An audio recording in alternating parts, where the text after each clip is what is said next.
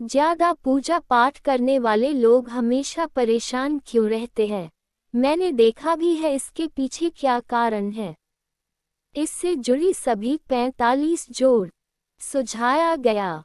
योगेश स्वामी, पूर्व राजस्थान उच्चतर न्यायिक सेवालेखक ने 1.3 हजार जवाब दिए हैं और उनके जवाबों को 25.5 लाख बार देखा गया है, अपडेट किया गया। 3 वर्ष सुख दुख हर किसी के जीवन में आते हैं। यह इस जन्म के या पिछले जन्मों के आसक्तिपूर्वक किए कर्मों का फल है। गीता 18/12। पूजा पाठ वाले भी इससे अछूते नहीं। परेशानी टालने का उपाय पड़े। आसक्ति पूर्वक और फल की इच्छा से करे हुए कर्मों का फल आवश्यक रूप से भोगना पड़ता है, या तो इस जन्म में या अगले मानव जन्म में। ये फल अच्छा जो हमारे अनुकूल है, बुरा जो हमें कष्टदायक व प्रतिकूल प्रतीत होता है, तथा इन दोनों अच्छे बुरे का मिश्रण होता है। ये भगवत नियम भगवान ने अर्जुन को गीता में समझाया है और यह सनातन धर्म का एक बहुत बड़ा स्तंभ है। -181 सेकेंड्स। एल वर्तमान में जो कर्म हम कर रहे हैं वह क्रियमान कर्म है। एल वर्तमान से पूर्व हमने जो कर्मों का संग्रह किया हुआ है इस जन्म में तथा इससे पूर्व अन्य मानव जन्मों में, वे संचित कर्म कहलाते हैं। इन कर्मों में से वह कर्म जो विधाता के विधान के अनुसार हमें इस जन्म में भोगने हैं वे प्रारब्ध कर्म कहलाते हैं।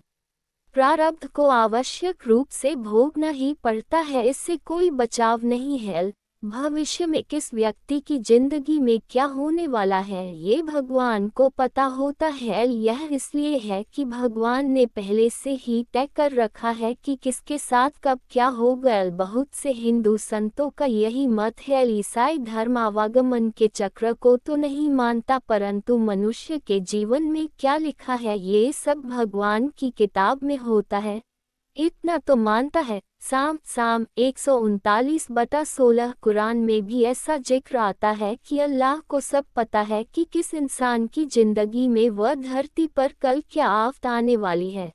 ये सब किताब में लिखा हुआ है, अल्लाह ही करता है। कुरान जो कुछ भी होता है अल्लाह की मर्जी से होता है। अपने समर्थन में इस विचारधारा के लोग भगवान राम के पिता दशरथ और भगवान कृष्ण के भांजे अभिमन्यु का दृष्टांत देते हैं। इनका समय आया जब इन्हें शरीर त्यागना पड़ा। स्वयं अवतार भी इन्हें नहीं बचा पाए। यह मत मानने वाले बताते हैं कि सब कुछ पूर्व निश्चित है।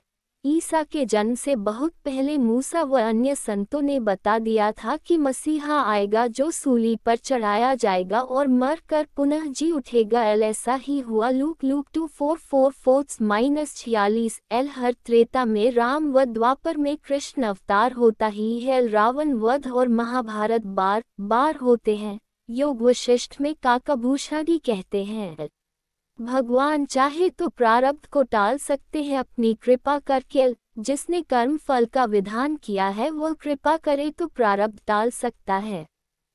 इनके अनुसार भगवान के अलावा अन्य कोई प्रारब्ध को नहीं टाल सकता। कोई भी देहधारी तप विद्या योग बुद्धि अर्थ धर्म स्वयं की या दूसरे की शक्ति से भगवान के विधान को नहीं टाल सकता। ये दूसरा मत है। अपने समर्थन में कहते हैं कि श्री कृष्ण अपने गुरु पुत्र को यमलोक से वापस ले आए थे और जब लाए तब उन्होंने यमराज से कहा था, कर्म बंधन के कारण आपके लोक में मेरे गुरु का पुत्र लाया गया है, तुम मेरी आज्ञा स्वीकार करो और उसके कर्मों पर ध्यान न देकर उसे मेरे पास ले आओ। आगे भागवत में ही श्री कृष्ण अपने और अपने भक्तों के बारे में बताते हैं कि वह अपने भक्तों का धन धीरे धीरे छीन लेते हैं ताकि उनके भक्त धन का आश्रय छोड़ दें और पूर्ण रूप से उनके ही ऊपर आश्रित रहे। ये धन उसे प्रारब्ध और पुरुषार्थ से मिला होता है। धन छीनना प्रारब्ध बदलना है। इन दोनों दृष्टांतों से तथा मार्कंडेय जिनकी मृत्यु टली थी के जीवन से ऐसा प्रतीत होता है कि भगवान कर्मफल को भी समाप्त करते हैं। यदि यह सच है तो अभिमन्यु और दशरथ जी को क्यों नहीं बचाया? प्रथम दृष्टया ऐसा प्रतीत होता है कि भगवान समदर्शी नहीं है। न्याय नहीं करते एल कभी तो प्रारब्ध को टाल देते हैं और कभी नहीं टालते, जबकि सब धर्मों ने भगवान को समदर्शी ही बताया है।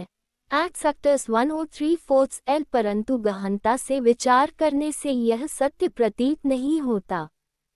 दशरथ जी की मृत्यु पर विचार करें एल मृत्यु के समय ये राम को याद कर रहे थे एल बिल्कुल सत्य है एल संतों का मत है यह अपने पुत्र राम को याद कर रहे थे, परम ब्रह्म सर्वशक्तिमान राम को नहीं एल दूसरे इन्होंने भगवान से मृत्यु से अपने आप को बचाने की प्रार्थना नहीं की एल यही बात अभिमन्यु की है।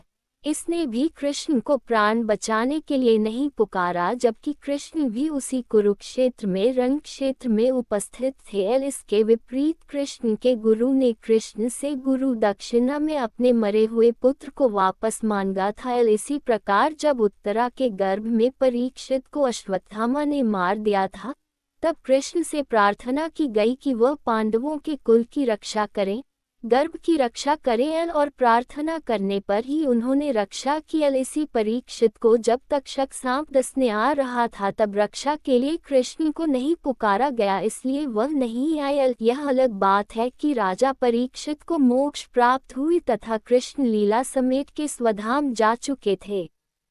निष्कर्ष क्या यही कि प्रारब्ध भगवान व उनके संत बदल सकते हैं यदि वे चाहे और उन्हें आरित होकर पुकारा जाए व अनन्य रूप से उनकी शरण ग्रहण की जाए। ध्रुव, द्रौपदी, गज आदि उदाहरण हैं। एल का भी उदाहरण है। प्रारब्ध परिवर्तन के लिए प्रबल प्रेम की पुकार आवश्यक है। एल ऐसा सब भगवान अपने भक्तों के लिए ही करते हैं।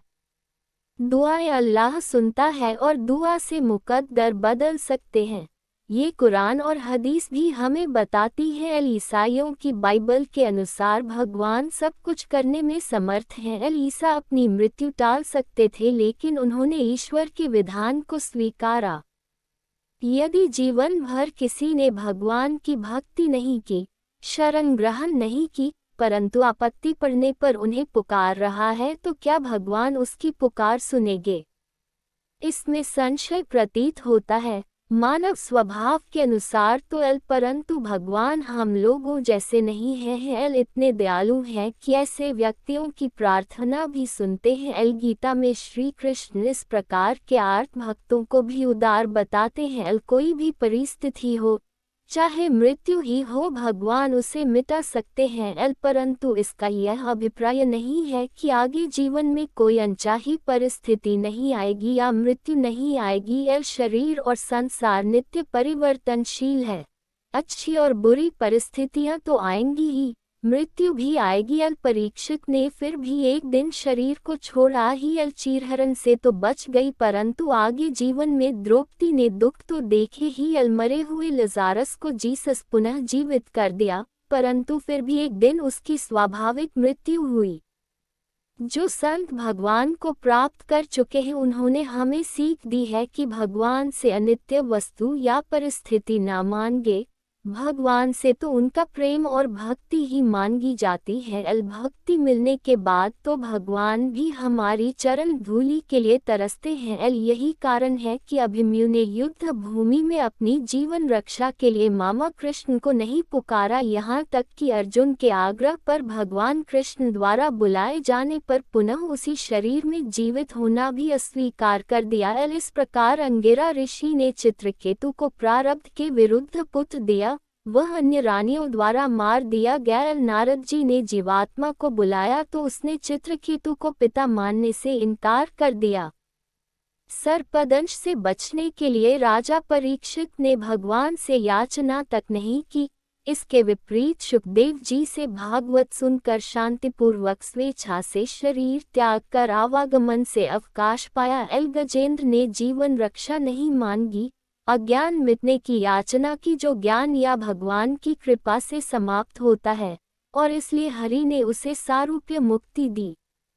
निष्कर्ष ये कि भगवान सब समर्थ हैं, सब पदार्थ देने वाले, सब मनोरथ पूर्ण करने वाले हैं, लिहाजा प्रारब्ध टाल सकते हैं। परंतु नाशवान वस्तु, व्यक्ति या परिस्थिति मांगने से क्या फायदा? धन क्या मांगना, एक दिन समाप्त होगा। मृत्यु क्या टालना, फिर भी आएगी ही। समझदारी यह है कि भगवान से कुछ ना मांगे, घोर विपत्ति आने पर भी उसे भोगे। भगवान का